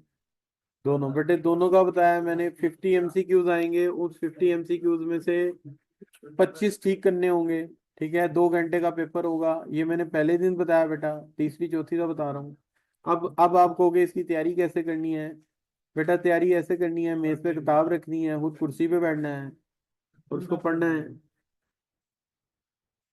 ठीक है। शार्ट नोट्स बनाने हैं, चूंकि आपको लिखने का पेपर नहीं आएगा, MCQs में आएगा, तो क्या करेंगे, शार्ट नोट्स बनाएंगे। ये मैं रिकॉर्डिंग करके रख लेता हूँ। बड़ी तो बताया, कोई बात नहीं, पूछते रहे पूछते रहे। अब मेरी भी आदत ऐसे ही ठीक होनी है। अच्छा बच्चों, अब आगे बात बच्चों ऑर्गेनाइजेशन स्ट्रक्चर। देखिए बच्चों, आप देखते हैं कि बाज बाज इंसान हाइट में बड़े हैं, ठीक है, और बाज इंसान हाइट में छोटे हैं। हम कहते हैं जी फर्क क्या? आप कहते हैं जी देखें, इनका जो स्ट्रक्चर है, बॉडी स्ट्रक्चर है, वो इस तरह का है, ठीक है। अब जो बॉडी स्ट्रक्चर है बच्चों, उसमें क्या होता है कि हमें अकॉर्डिंग टू ह्यूमन फैसला करना पड़ता है कि जी जिस तरह अल्लाह ताला ने इंसान को बनाया, तो उसकी हड्डियां, उसके बोन्स, उसका पूरा एक स्ट्रक्चर बनाया है जिससे वो खड़ा होता है, चलता फिरता है। इसी तरह ऑर्गेनाइजेशन को भी हमने चलाना है, तो चलाने के लिए उसको भी किस चीज़ की जरूरत है? स्ट्रक्चर की जरूरत है। तो हमें ऑर्गेनाइजेशन का भी एक स्ट्रक्चर बनाना पड़ता है। अगर हम अच्छा स्ट्रक्चर बना दें तो ऑर्गेनाइजेशन कामयाब हो जाएगी, और अगर हम सही स्ट्रक्चर ना बना पाए तो फिर ऑर्गेनाइजेशन की कामयाबी जो है वो क्रिटिकल हो जाएगी, ठीक है जी। बेटे नमाज 2 बजे पढ़ लेना, कोई मसला नहीं। अच्छा बच्चों, या ऐसा कर लेंगे हम कि हम ये जो बच्चे यहाँ आए हैं, ये तो नमाज इकट्ठे ही पढ़ते हैं ना बाद में 2 बजे, तो कोई बात नहीं, तुम लोग भी ऐसे ही कर लेना। अच्छा, या हम ऑनलाइन वालों का टेस्ट जो है वो ऑनलाइन दे देंगे, 2-3 घंटे ओपन रखेंगे, दे देना, सॉल्व कर लेना, ठीक है। सही होगी बात, चलो सही है, ओके। अच्छा बच्चों, organization structure is a formal arrangement within an organization that define how activities are taken and formally divided, and how process and information would follow within the structure। कैसे? देखिए एक स्ट्रक्चर बनाते हैं ताकि ये बात समझ आए हमें। एक स्ट्रक्चर है जिसमें सबसे सीनियर है CEO साहब। कारोबार चलाना इनकी क्या है? जिम्मेदारी है, रिस्पॉन्सिबिलिटी है कि कारोबार चलाएं। लेकिन होता क्या है, इनसे सारे काम खुद से हो नहीं सकेंगे, क्योंकि ये अकेले हैं, अकेला बंदा ज्यादा काम नहीं कर सकता। लिहाजा ये क्या करते हैं कि देखते हैं कि ऑर्डर लाने के लिए एक बंदा होना चाहिए अलग से, तो ये 4-5-6 लड़कों की एक टीम बना देते हैं, उसको ये नाम रख देते हैं मार्केटिंग। तो ये क्या करेगी, ऑर्डर लेके आएगी। ये इनको हुक्मन कहते हैं कि जब ऑर्डर आ जाए तो फौरी तौर पे दो जगह रिपोर्ट करो आप, एक मुझे और एक उसकी कॉपी बना के प्रोडक्शन डिपार्टमेंट को भेजो, ताकि वो उस ऑर्डर के लिए प्रोडक्शन शुरू कर दें। और प्रोडक्शन को कहा हुआ है कि जैसे तुम्हें को ऑर्डर आए तुम दो जगह कम्युनिकेट करो, बल्कि तीन जगह। एक मुझे बताओ, दूसरा परचेज को फौरी तौर पे बताओ कि इसके लिए मटेरियल खरीदना शुरू कर दो, और फाइनेंस को यानी काउंटिंग को फौरन रिपोर्ट करो कि इसके लिए पैसे अरेंज कर लो, और एचआर वालों को भी इतला दे दो कि हो सकता है वर्कर्स की जरूरत पड़े तो वो अरेंज कर लें। इस तरह इस निज़ाम के अंदर सारी बात समझ आ गई कि जो काम आता है वो कैसे आपस में तकसीम होता है और कौन सा काम किसके जिम्मे है। और ये भी कह सकता हूँ कौन किसके सामने जवाब दे। क्या हाल है बच्चों, कुछ ये भी समझ आ गया कि नहीं आ गया? अब हम इस डायग्राम की रोशनी में जब इसे पढ़ते हैं तो बात समझ आती है कि an organization structure is a formal. अब देखिए ये लिखा हुआ है ना, कौन किसका बॉस है, लिखा हुआ है ना, तो क्या बन गया? फॉर्मल। अब फॉर्मली तुम, वो तुम्हारा बॉस है, तुम उसके सबऑर्डिनेट हो, राइट बच्चों? तो कहता है कि फॉर्मल अरेंजमेंट है ऑर्गेनाइजेशन में जो डिफाइन करता है। ये मार्केटिंग क्या थी बच्चों, फाइनेंस क्या था, प्रोडक्शन क्या थी, क्या थी बच्चों? एक्टिविटीज एंड टास्क, यानी ये काम भी है, ये हमारी एक्टिविटीज भी है। अच्छा, ये फॉर्मली हमने डिवाइड नहीं कर दी, कैसे? ऑर्डर कौन लाएगा और जूते कौन बनाएगा, ठीक है, और इसका हिसाब किताब कौन रखेगा? फाइनेंस। और इसके लिए मटेरियल कौन लाएगा? परचेज। और मजदूर कौन अरेंज करेगा? एचआर। तो क्या हो गया, डिवाइड नहीं हो गया काम? और प्रोसेस की समझ नहीं आ रही कि कैसे हो रही है और इंफॉर्मेशन कैसे फ्लो करेगी। मार्केटिंग वाले तो ऑर्डर लाएगा, दो बंदों को ऑर्डर भेजेगा, एक प्रोडक्शन को, एक सीईओ को। प्रोडक्शन वाला तुम तीन कापियां उसकी बनाओगे, एक परचेज को भेजोगे, एक फाइनेंस को भेजोगे, और एक मुझे भेजोगे। क्या हाल है, ऐसा ही है। तो क्या हो गया बच्चों, इस तरह से इंफॉर्मेशन का फ्लो भी समझ आ गया। तो इसका मतलब है इन्होंने काम आपस में क्या कर लिया है, डिवाइड कर लिया है। किस में? स्पेसिफिक जॉब या डिपार्टमेंट। क्या फाइनेंस वाला ऑर्डर लाने देंगे उसको? तो कहेंगे नहीं नहीं, तेरा ये काम नहीं। ठीक है जी। और बच्चों, हम परचेज वाले को जूते खाने, सॉरी जूते बनाने देंगे? क्यों? उसे कहेंगे तू जूते नहीं बना सकता, तू मटेरियल लेके आएगा, हाँ तू जूते खा सकता है। अच्छा बच्चों, अगर गलत हरकत करी। अच्छा बच्चों, असाइन टास्क एंड, क्या हमने ये टास्क असाइन नहीं कर दिए इन्हें? क्या ये हमने इनकी जिम्मेदारियां नहीं लगा दी? अच्छा, अब हमने काम बांट दिया है। जैसे फौज में काम बढ़ जाता है, समुद्र तुम संभालोगे, हवा तुम संभालोगे, ग्राउंड तुम संभालोगे, ऐसे ही। अब अगर जंग हो जाए तो उन्हें आपस में क्या करना चाहिए? कोऑर्डिनेट करना चाहिए। इसी तरह यहाँ भी तो काम तकसीम कर दिया है। अब मार्केटिंग वाला ऑर्डर लाए, 3 दिन बताइए, क्या हाल है, काम चलेगा?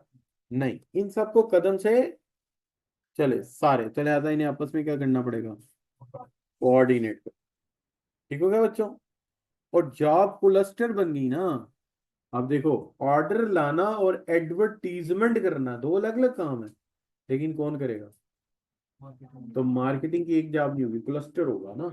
ऑर्डर भी लाना है, एडवर्टाइजिंग भी करनी है, क्लाइंट से मीटिंग भी करनी है, और पर्सनल सेलिंग भी करनी है। सारे काम तुमने करने हैं। तो जॉब क्या बन गई?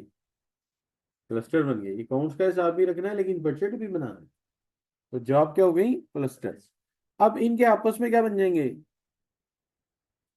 रिलेशनशिप बन जाएंगे। ठीक है। किसी एक डिपार्टमेंट में क्या होंगे? इंडिविजुअल्स।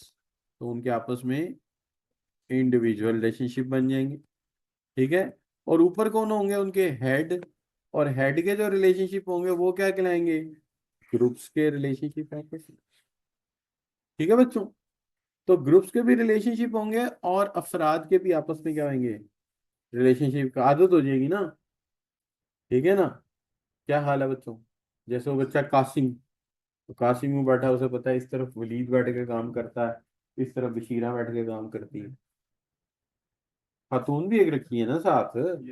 अच्छा बच्चों, इस तरह के नाम इसलिए रखता हूँ क्योंकि बच्ची का नाम भी क्लास में होता है तो मुझे सब सारे नाम आते नहीं ना, तो किसी को पॉइंट तो नहीं कर सकते। बशीरा नजीरा आजकल चलते नहीं, तो इसलिए मैं वो यूज कर लेता हूँ। अच्छा बच्चों, उसके बाद क्या है बच्चों, बशीरा बीबी आपकी इधर बैठी है, कासिम इधर बैठा है, वलीद उधर बैठा है, तो आपस में ताल्लुक तो बन गया ना एक। सुबह आके सबसे पहले नहीं यार चाय ही नहीं पिलाई आप लोगों ने, को खुदा का खौफ करो, ताल्लुक ही हुआ ना ये। तो इस तरह ग्रुप बने, ग्रुप से क्या बने, डिपार्टमेंट। ठीक है। और एक फॉर्मल लाइंस ऑफ कंट्रोल आ गई। फॉर्मल लाइंस क्या है, ये मार्केटिंग वाले तूने दो जगह रिपोर्ट भेजनी ऑर्डर आने की, एक प्रोडक्शन को और एक, तो फॉर्मल हुआ ना, लिख के भेजेगा ना, तो ये फॉर्मल लाइन बन गई। जो भी चीज लिख के बकायदा हुक्मन जाएगी उसको क्या कहेंगे, फॉर्मल लाइन। और इस तरह एलोकेट्स करेंगे, डिप्लॉयज करेंगे ऑर्गेनाइजेशन रिसोर्सेज। अब सीईओ के पास रिसोर्सेज होंगे। अब जब सीईओ के पास बहुत अच्छी मोटरसाइकिलें आ गई, किसको देनी चाहिए, एम्प्लॉयज को ही देनी है, और उसने अभी पुफी को देनी है। अच्छा, तो एम्प्लॉयज को देगा। एम्प्लॉयज में से कौन से डिपार्टमेंट को मोटर, चले ऐसा करते हैं, तीन चार चीजें ऐड करते हैं। अच्छी वाली मोटरसाइकिल, अच्छे वाला कंप्यूटर आ गया है, अच्छे वाला प्रिंटर आ गया, हल्के वाला प्रिंटर आ गया। प्रिंटर दो तरह के। अब मोटरसाइकिल किसको देनी चाहिए, मार्केटिंग। कंप्यूटर किसको देना चाहिए, फाइनेंस को देना चाहिए, सही है जी। अच्छा, ज्यादा प्रिंटिंग वाला कंप्यूटर किसको देना चाहिए, ज्यादा प्रिंटिंग वाला है तो परचेज में जाएगा या मार्केटिंग में जाएगा, जहां रिपोर्टें ज्यादा जनरेट होती हैं। और फाइनेंस में कौन सा होना चाहिए, वहां इंकजेट भी चल जाएगा, क्यों, वहां तो 6 महीने बाद एक रिपोर्ट निकालेंगे या महीने बाद निकालेंगे, तो वहां प्रिंटिंग का काम थोड़ा है, महीने बाद एक पेरोल प्रिंट होनी है। लेकिन मार्केटिंग में तो रोज ऑर्डर आने हैं, रोज लेटर जाने हैं आने हैं। क्या ख्याल है बच्चों, तो ये सारे काम कौन करेगा, सीईओ करेगा। ठीक है। अच्छी गाड़ियां किसको देगा, मार्केटिंग वालों को देगा, क्योंकि उन्होंने बाहर जाके काम करना है। ठीक हो गया बच्चों, सीईओ की बात। अच्छा जी, तुझे भी टोयोटा क्रॉस मिलेगी यार, तू मेहनत तो कर पहले। तू टोयोटा क्रॉस पे पहले अटका हुआ है, अगर तू खाली यहाँ अटका रहा ना तो सीधा क्रॉस लग जाना है। तूने पराडो लेनी है, ले ले, मेरा बच्चा जोर लेके देंगे तुझे, पराडो ले देंगे। पहले परांदो तो ले ले, फिर पराडो भी ले लेंगे। नहीं समझे। अच्छा बच्चों, पराडो तो पुरानी गाड़ी है, अब तो नहीं आती, अब तो फॉर्च्यूनर और लैंड क्रूजर आती है। पराडो पुरानी है, वो तो 60 लाख की मिल जाती है, 50 लाख की। पुरानी पिजारो कह लो, पिजारो टाइप की होती है गाड़ी। वो अब कोई नहीं लेता, डीजल गाड़ी है, उसकी एज पूरी हो गई हुई है। तू ले ले, रास्ते में बैठ जी जाके छांगा मांगा के जंगल में। क्या हाल है बच्चों, आजकल तो ये हालात है बच्चों। मैं एक दफा गया चाइना बॉर्डर, तो जब मैं हंजराब पास पे एंटर हुआ तो उसने मुझे कहा, मेरी गाड़ी देके, गाड़ी ठीक है तुम्हारी, मैं कहा "हाँ जी ठीक है, पेट्रोल है, हाँ ठीक है, आगे कुछ नहीं मिलना, ठीक है जाने दे, जाने दे"। वो पहले वार्निंग देते, पेट्रोल ठीक हो, गाड़ी ठीक हो, और गाड़ी अच्छी हालत की हो, वरना अदरवाइज वो कह देते हैं अल्लाह जी स्पुर्द जा फिर। है भाई, आगे धक्का लगाने के लिए बंदर ही मिलने हैं। क्या हाल है, लेकिन यार इलाका बड़ा कमाल है। तो ये जो है ना, ये इलाका है उसका, वो जो गिलगित बल्तिस्तान है। और इसकी खूबसूरती ये है कि आप देखें, आप मरी में देखें ना, आप पहाड़ियों में देखेंगे, तो वहां जाएंगे आप पहाड़ियों में देखेंगे, और गिलगित बल्तिस्तान जाएंगे तो पहाड़ियों में देखेंगे आप।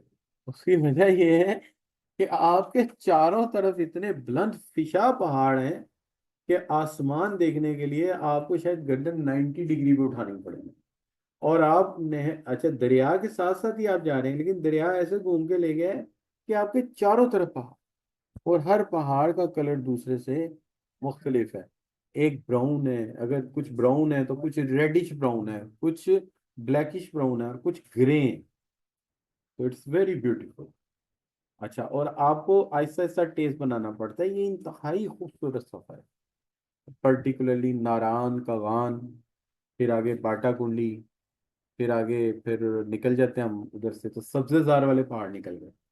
फिर आगे सुस्त आता है, और वो फिर वो थोड़ा सा हुंजा का इलाका, वो जरा डिफरेंट है। फिर आप हुंजा जाते हैं तो वो मतलब कि हुंजा वैसे इट्स इट्स अ पैसेज रास्ते में आता है, लेकिन ये है कि ये कमाल है, ये सफर करना चाहिए, लेकिन वहां जाके मेरा पराडो को जानी नहीं देगी। ओ नहीं यार, डी पुरानी गड्डी, चल तू साइड में चल, तू नहीं जा सकता, रास्ते में गाड़ी खराब करेगा, हमें भी तंग करेगा। अच्छा बच्चों, तो आगे आ गया importance of management structure. Management structure की इंपॉर्टेंस क्या है, देखिए एक इंसान की बॉडी बैलेंस हो तो वो दौड़ सकता है, वॉक कर सकता है। इसी तरह एक ऑर्गेनाइजेशन का स्ट्रक्चर माहौल के साथ साथ चेंज होता रहे। जैसे आज से 10 साल पहले की ऑर्गेनाइजेशन इंफॉर्मेशन टेक्नोलॉजी पर गालिबन खर्च करती थी 0.01%। कंप्यूटर ले लिया, हार्ड डिस्क ले ली, बहुत। लेकिन आज कंपनीज अपनी आमदनी का कमोबेश 10 से 20% इंफॉर्मेशन टेक्नोलॉजी पे खर्च कर रही है। और हर कंपनी में इंफॉर्मेशन टेक्नोलॉजी के डिपार्टमेंट, ठीक है जी। और इसके साथ साथ सिस्टम भी चेंज हुआ है। मिसाल के तौर पे आज से 10 साल पहले 1,000 वर्कर में 15 से 20 रोबोट थे। और आज मेरा ख्याल है 1,000 वर्कर की फैक्ट्री में आधे रोबोट हैं, आधे इंसान। हाफ एंड हाफ का मार्जिन।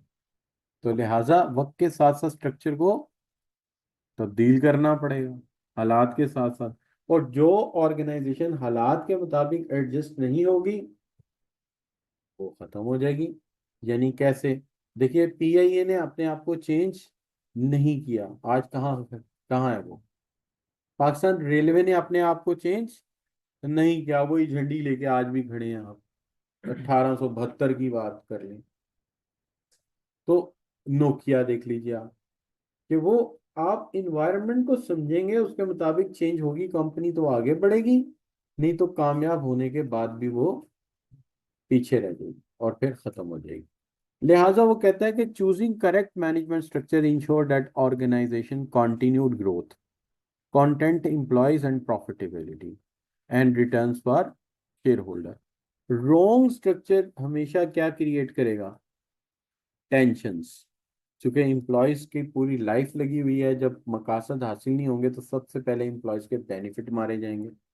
जब बेनिफिट मारे जाएंगे तो अल्टीमेटली काम में क्या आती जाएगी? इनएफिशिएंसी। और मुकाबले में आप मार खाते जाएंगे, कंपनी की प्रॉफिटेबिलिटी डिक्लाइन करेगी। और नतीजा फिर क्या होगा बच्चों? डिक्लाइन। आप देखिए पाकिस्तान की फार्मास्यूटिकल मार्केट में जब डोमेस्टिक कंपनियों ने चाइनीज बेस्ड केमिकल पे लाके दवाइयां बनाई तो इतनी सस्ती थी कि मल्टीनेशनल ने हाथ जोड़ ली। और फिर तीन कंपनियां इकट्ठी हो गई, ग्लैक्सो स्मिथ और क्लाइन। GSK लिखा होगा आपने। ये तीन कंपनियां जो आज एक प्लांट चला रही हैं। क्यों? क्योंकि अगर वो अलग अलग प्लांट चलाती तो सर्वाइव ही नहीं कर सकती थी। अभी रिसेंटली आपने पिछले 4-5 साल में देखा, कार्टेक्स और टोटल आपस में मर्जर हो गया। कार्टेक्स खत्म हो गया, टोटल ने कार्टेक्स को टेक ओवर कर लिया। क्यों? जब भी हालात पे आप फोकस नहीं करेंगे। अभी चाइनीज कंपनियां ऑटोमोबाइल इंडस्ट्री में आ रही है, ठीक है। तो देखिए हालात बदलते रहे वक्त के साथ साथ। यानी मेरे परदादा फोर्ड कंपनी की गाड़ी यूज करते थे, ठीक है जी। अच्छा, मेरे दादा वॉक्सवैन फॉक्सी वो यूज करते थे। यानी परदादा अमेरिकन गाड़ी यूज करते थे, दादा जर्मन, और अब्बा हमारे जापानी टोयोटा यूज करते। सही है जी। बदलते गए ना, ठीक है। और जब जापानियों ने गाड़ी बनाई थी ना पहली दफा, तो अमेरिकन का इनसे क्या गाड़ी, ये भोंगे कहीं के सीने पकड़ क्या गाड़ी बनाएंगे। लेकिन भाई उन्होंने वो गाड़ियां बनाई कि फोर्ड के भी कान जुड़वा वो तौबा करवा दी, कान पकड़वा दी, ठीक है। आज चाइनीज आ रहे हैं और वो इलेक्ट्रॉनिक गाड़ी के साथ इलेक्ट्रॉनिक बाइक्स देखी है आपने भी उनकी। अभी हमारी करेंसी वैल्यूएबल नहीं थी, ये 2.5-2.5 लाख की। अगर ये करेंसी हमारी होती ना, जैसे 80-81 रुपए का डॉलर था 2016-17 में, अगर वो कंडीशन आज तक कंटिन्यू रहती, हम नया पाकिस्तान ना बनाते, तो आप यकीन करें यही बाइक आपको 60,000 की मिल रही होती। तो आप कहते हैं पेट्रोल से भी जान छूटी, क्या हाल है। और बैठने का उसका जो पोज है, पोस्चर है, वो भी कितना रिलैक्स्ड है जितनी बनी। और हमारी जो मोटरसाइकिल है वो तो मेरा हाल है कि वो 1872 का मॉडल है, जिसमें ना कमर को सुकून मिलता है ना हाथों को। और अगर बंदा को आधा को घंटा चला लेना तो बंदा थक जाता है कि यार यहाँ तो उसकी कमर गई या बुखार हो गया उसको। तो अब जो मसला है क्या है कि हालात बदलते जा रहे हैं। अब चाइनीज जो है वो इलेक्ट्रॉनिक्स गाड़ी इतनी तेजी से क्वालिटेटिवली बनाने जा रहे हैं कि कंपनियों को अपनी फिक्र पड़ गई है। अब स्ट्रक्चर चेंज हो रहे हैं। आपको पता है निसान और होंडा में डील चल रही, Nissan and Honda become one company. तो जैपनीज कंपनियां मोस्टली मर्ज हो जाएंगी। क्यों? मुकाबला टफ हो जाना है। क्योंकि चाइना ने जो हाथ जुड़वाए ना, उनकी गाड़ी है एक बहुत कमाल की, उसको कहते हैं BYC। इस वक्त दुनिया में रैंक 2 है। यानी नंबर 1 नंबर 2 कंपनी है दुनिया में। नंबर 1 टोयोटा ही है, लेक्सस लक्सिस ब्रांड अभी टॉप पे। अच्छा बच्चों, तो ये देखिएगा आपके ये अब टॉप पे आएंगे, तो इसलिए बच्चों स्ट्रक्चर को हालात के मुताबिक बदलना पड़ता है। एक बड़ी राइटर है, उनका नाम है मेरे ख्याल में लीजा कैंटर नाम है शायद उनका, खातून है। वो कहती है कि पुराने जमाने गए जब ऑर्गेनाइजेशन एक हाथी की तरह होती थी और उसको तब्दील करना मुश्किल था। वो कहती है आज की ऑर्गेनाइजेशन एक ये होता है बच्चों, एक होता है मोइस, क्या कहते हैं इसको, चूहा, मोइस, वो चूहिया सी। कहती आज मोइस की तरह डांस करना पड़ता है ऑर्गेनाइजेशन को, फिर पैसा कमाएगा। तो पुराने जमाने की हाथी बंदों की जमाने गए, आज ऑर्गेनाइजेशन को मोइस की तरह। और एक और राइटर ना, वो कहते हैं आज की ऑर्गेनाइजेशन को मेटल की तरह हार्ड नहीं बल्कि पानी की तरह सॉफ्ट होना चाहिए, जिस बर्तन में डाल दो वही शक्ल इख्तियार करे। तेजी से अपने आप को चेंज करे और बदलते हुए हालात के मुताबिक अपने आप को एडजस्ट कर ले, वो ज्यादा अच्छी सर्वाइवल की तरफ जा सकते हैं। राइट बच्चों, तो इसको वो कहते हैं सक्सेसफुल। अब वो कहते हैं टाइप्स ऑफ ऑर्गेनाइजेशन स्ट्रक्चर क्या है। अब ऑर्गेनाइजेशन स्ट्रक्चर के जो टाइप्स है ना बच्चों, वो मैं आपको बना के दिखाता हूँ। यार आपको पढ़ने में मजा नहीं आता, मैंने देखा। आता है तो फिर पढ़ते जाओ। आपकी जो किताब क्लास है ना, इसकी टाइमिंग बहुत कम रखी। एक क्लास की टाइमिंग 2.5 से 3 घंटे होनी। अच्छा नहीं, अच्छा चलो जल्दी से वाइंड अप करते हैं बच्चों, बस आखिरी बात करते हैं। आपको पता है मुझे ज्यादा बातों की आदत नहीं है, और मेरे दो ही मेरी आदतें, एक तो मैं इधर उधर की बात नहीं करता, और दूसरा मैं पढ़ाता बहुत कम हूँ।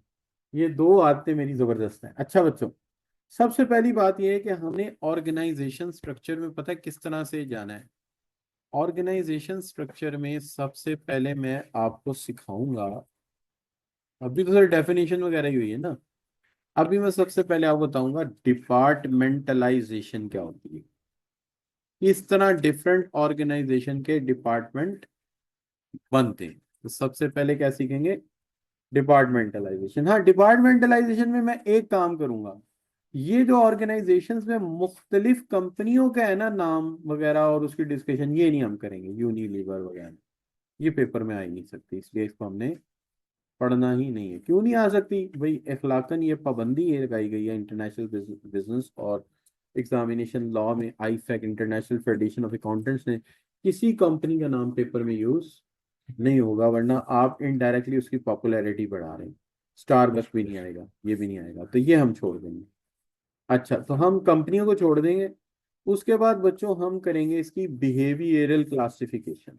कौन सी बच्चों, बिहेवियरल क्लासिफिकेशन करेंगे।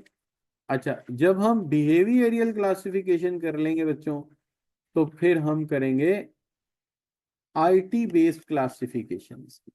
कौन सी, आईटी बेस्ड। इस तरह हम तीन डिफरेंट चीजें पढ़ेंगे। डिपार्टमेंट है कैसे बनते हैं एक ऑर्गेनाइजेशन के, उस ऑर्गेनाइजेशन के डिफरेंट बिहेवियरल ये होता है कि बाद में बड़े फैसला करते हैं, बाद में छोटे फैसला करते हैं। छोटे का मतलब बाद में जूनियर मैनेजर फाइनल फैसला करते हैं, बाद में सीनियर करते हैं। बाज ऑर्गेनाइजेशन में हर इंसान को ह्यूमन समझते हैं और बाज ऑर्गेनाइजेशन को मशीन समझते हैं। तो ये मुख्तलिफ सोचों पे भी बात करेंगे। ठीक है बच्चों, बात समझ आती है। और फिर आईटी बेस्ड जो आई है आज के जमाने की वर्चुअल ऑर्गेनाइजेशन, उस पर बात होगी। राइट बच्चों, अब सिर्फ एक काम करते हैं और हम लेक्चर को खत्म कर रहे हैं। सबसे पहली क्लासिफिकेशन कौन सी है बच्चों, एंटरप्रेन्योर स्ट्रक्चर। अच्छा, ये मैं इसलिए करा रहा हूं आपको कि सबसे पहली ऐसी ऑर्गेनाइजेशन जिसमें डिपार्टमेंट ही नहीं है, इसका पता है क्या नाम है, सोल प्रोप्राइटरशिप। ये वही चीज है, इसलिए इसको सिर्फ कराऊंगा और खत्म कर दूंगा। सोल प्रोप्राइटरशिप क्या है, एक अकेला बंदा कारोबार करने चला, छोटी सी ग्रोसरी स्टोर खोल दी उसने, छोटी सी बार्बर शॉप बना ली, छोटा सा प्रिंटिंग प्रेस बना लिया, तो ये कौन सा स्ट्रक्चर है। और इसका स्ट्रक्चरल नेम क्या है, यानी सोल प्रोप्राइटरशिप थी जो चैप्टर 1 में, चैप्टर 2 में सॉरी, चैप्टर 3 में क्या बन गई, स्ट्रक्चर के एतबार से। तो अकेला बंदा बच्चों कारोबार करने जा रहा है, एंटरप्रेन्योर ऑर्गेनाइजेशन मैनेज बाय बच्चों, ये बिजनेस का मालिक भी है और बिजनेस का मैनेजर भी है। सही बच्चों, बिजनेस का मालिक भी है, बिजनेस का। तो क्या फायदा होगा? एक entrepreneur take all main decision, सारे मेन डिसीजन वो खुद करेगा। और बताओ बच्चों, इस डिसीजन को लेने में वो किसी से मशवरा करेगा? नहीं, लिहाजा फैसला जल्दी हो जाएगा, देर से होगा? जल्दी हो जाएगा। बगैर मशवरे के फैसला करना हो तो फैसला हमेशा क्या होगा? फास्ट। अच्छा होगा या नहीं होगा ये नहीं मैं कहता, लेकिन फैसला जल्दी हो। दूसरी बात, entities therefore organized around the, सारे के सारा जो ऑर्गेनाइजेशन है वो एक एंटरप्रेन्योर के गिर्द घूम रहा है। एक एम्प्लॉय है वो भी इसी की बात सुनेगा, दूसरा भी इसी को खुश रखेगा, तीसरा भी इसी को खुश रखेगा। हर एम्प्लॉय इसी को आगे रिपोर्ट करेगा और इसी की बात को सुनेगा। तो ये सेंट्रल इंटरेस्ट बन जाएगा। इसकी कही बात क्या होगी? इसकी कही बात क्या होगी? पत्थर पे लकीर, rule of law, order of the day, जो मर्जी कह लो, जो ये कहेगा सब करेंगे। लिहाजा हर कोई, इसका कोई फॉर्मल स्ट्रक्चर नहीं होगा, जो ये कह देगा वो होता रहेगा। Operation and process are likely to be simple है, तब भी तो ये कर रहा है। अभी एक एमसीक्यू इन्होंने पहले दे दिया था, जिसमें उन्होंने क्या लिख दिया था? कॉम्प्लेक्स। तो कॉम्प्लेक्स है तो सोल प्रोप्राइटर हो ही नहीं सकता। ठीक है ना, इसके बाद आना चाहिए था ना। अच्छा, तो इसमें सिर्फ क्या हो सकता है? सिंपल काम हो सकता है। And entity probably just, entity से मरा दिया बिजनेस है, entity probably just small number of product and services, कोई छोटे से प्रोडक्ट थोड़े बहुत बनाएगी, शूज ब्रश बना दिए, कोई टूथब्रश बना दिए, वो एक प्रोडक्ट छोटा सा। अच्छा बच्चों, तो एंटरप्रेन्योर ऑर्गेनाइज स्ट्रक्चर अप्रोप्रिएट है कहाँ पे बच्चों? हर बंदा पहले कारोबार छोटा सा स्टार्ट करते हैं ना, सैंपल बेस पे देखते हैं चलता है कि नहीं चलता। तो शुरू में हर कारोबार पहले क्या बनता है? Sole proprietorship. अगर चल जाए तो फिर हम उसको क्या करेंगे? अच्छा चलो, एक एक नई गाड़ी पाकिस्तान में आई है, वो पहले इंतहाई छोटे कारोबार में तैयार हुई थी। नाम कोई बता सकता है?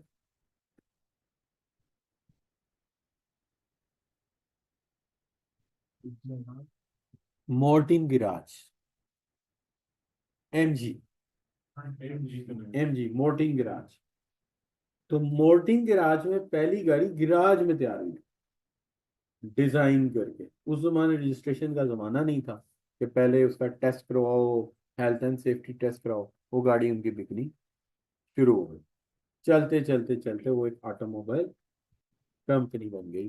तो इस तरह के कई कारोबार हुए होंगे। अब मुझे नहीं पता जनरल मोटर कैसे बनी है, फोर्ड कैसे बनी है, लेकिन इसका तो मुझे पता है ये कहाँ से बनी है, एक गैराज से बनी। तो लिहाजा हर कारोबार अपनी जिंदगी के शुरू के आयाम में एक एंटरप्रेन्योर बिजनेस होता है।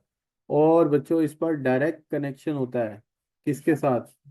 एम्प्लॉयज के साथ। और इसका कस्टमर के साथ भी डायरेक्ट कनेक्शन होता है। और बच्चों, इट ग्रोज लार्जर, हाउएवर जब भी ये ग्रो करेगी, ये फौरी तौर पे एंटरप्रेन्योर स्ट्रक्चर छोड़ देगी। जब भी ये ग्रो करेगी, ये फौरन सबसे पहले किस स्ट्रक्चर में जाएगी? फंक्शनल स्ट्रक्चर में। चूंकि जब ये ग्रो करेगी तो ये स्ट्रक्चर क्या हो जाएगा? इनएफिशिएंट हो जाएगा। और हम इस स्ट्रक्चर की मदद से मैनेजमेंट को चला ही नहीं सकेंगे, इसलिए हमें उस स्ट्रक्चर में जाना पड़ेगा। राइट बच्चों, बात समझ आती है? तो यहाँ पे आज का लेक्चर क्या कर देते हैं, वाइंड अप। आज के लेक्चर में जो अहम बात थी, जो आखिरी सेक्शन मैंने पढ़ाया ना चैप्टर नंबर 2 का, वो इतना अहम नहीं है, उसको गो थ्रू कर लेना। लॉ है, इसका लॉ है, वो लॉ है, बस ठीक है यार, है वो ऐसा बना हुआ। असल जो काम है ना वो ये वाला था जो आज आपने किया। राइट बच्चों, ऑर्गेनाइजेशन स्ट्रक्चर का इंट्रोडक्शन। और कल आप क्या करके आ रहे हो? आप तैयारी करके आ रहे हो टेस्ट की, चैप्टर नंबर 2 I2B। सही है बच्चों? अब देखिए, I2B का एक चैप्टर खत्म हो गया और इकोनॉमिक्स का भी डिमांड का टॉपिक भी खत्म नहीं हुआ। क्योंकि डिमांड का टॉपिक पहले चैप्टर का 60% है, सप्लाई जल्दी हो जाएगा। तो इसलिए इकोनॉमिक्स के चैप्टर लंबे भी हैं, टाइम टेकिंग भी है। I2B के चैप्टर कंपैरेटिवली छोटे हैं। अच्छा, और मैंने आप बच्चों से ये कहा है कि अभी आप